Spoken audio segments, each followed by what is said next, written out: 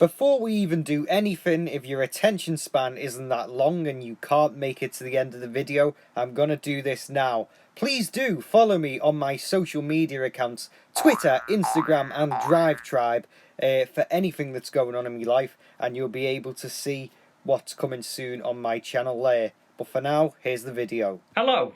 Now if you're wondering, oh god, is this video even about cars? Well, it is a bit, but in case you're in any doubt, there's a Mark 1 Mini sort of ornament there, and there's a traffic light lamp here, just to sort of keep you calm really if you were wanting a video that's full on about cars. So the reason why I'm making this video, I release car reviews maybe twice, 3 times a year. Yeah, and what happens is between the long periods between me releasing car reviews, people sort of not get impatient but wonder where they are, and they say, when are you gonna do another car review? Do car reviews again. So this is a bit of an explanation video, and one to sort of let you know what I plan to do with the channel in the future.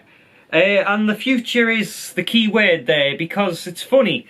When I started this channel, when I was 14 years old, I know, I couldn't even drive then. Well, I still can't drive most of the cars that I review, which we'll come on to later.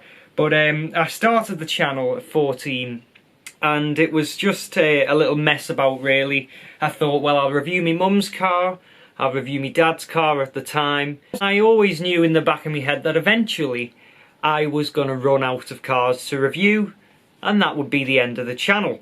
And it's sort of not been that, it sort of grew from there. I haven't run out of cars to review. Other people have said, oh yeah, you can review my car. There's been hire cars, my mum's upgraded a car, my dad's had other cars.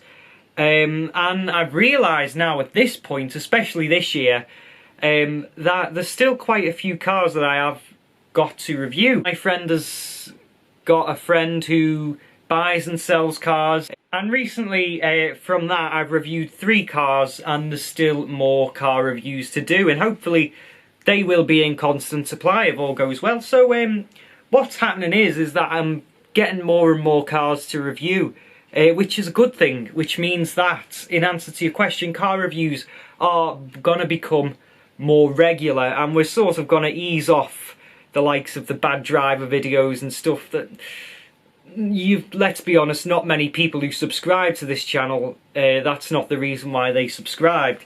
But unfortunately, due to life and things like that, there will always be a period of a month or maybe more between each car review, and that's because life gets in the way. It's editing them, it's researching and it's writing reviews before I film them. If you look back to some of my older reviews, there's a lot less production value in them, I'd like to think, and they weren't really written. They were sort of done off the cuff, just sort of, yeah, got there, looked at the car, this and this, bang. Yeah, and also with regards to driving cars, well, it's tricky. I've passed my driving test this year, which is good. There are car reviews coming that I'm gonna drive the cars, which is good. Everyone likes that, and there is still a problem with reviewing other people's cars, about getting insurance for them at my age to review it and drive it. And there's also people who say, well, you can review your car, but I don't really want you driving it around the streets, you know. And that's fair. So that's happening. But one of the main big changes coming on this channel is what I call, or I've been calling in my head, in-betweeny stuff, which means that instead of doing sort of videos that you don't have to put a lot of thought into, like bad driver compilations and things like that, I thought, well, what I'm going to do is put a little bit more time into the channel, into the in-between, into the long periods between car reviews, to sort of keep me viewers ticking over, if you will. So at this point I would like to say, don't unsubscribe, because there will be more car reviews coming.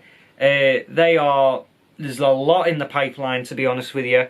As I said to me mate and he laughed, I've got car reviews coming out my ears, so that's happening. But what I'd like to do is do more sort of topical videos about cars throughout the periods where I'm not uploading car reviews, which I hope you're going to enjoy. Also, what else was I going to say? Buster Cherry, people are asking about him, the sort of weirdo, creepy character that came out of my college project. He is returning, as you know. There's been a teaser trailer. I'm working on his car review at the moment, but I don't know if he'll be a regular thing, because this next car review for Buster Cherry, it's a difficult second album for him. I want this review to be as good as the Ford Puma review that we done in college, but when we done that, we had a lot more equipment.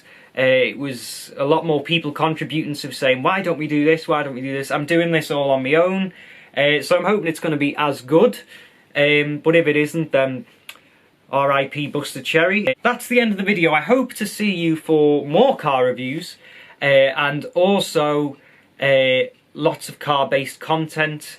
If you look at the channels like Car Throttle and channels like that, you'll see the sort of thing that I'm going to be going for, but on a less extreme level, of course.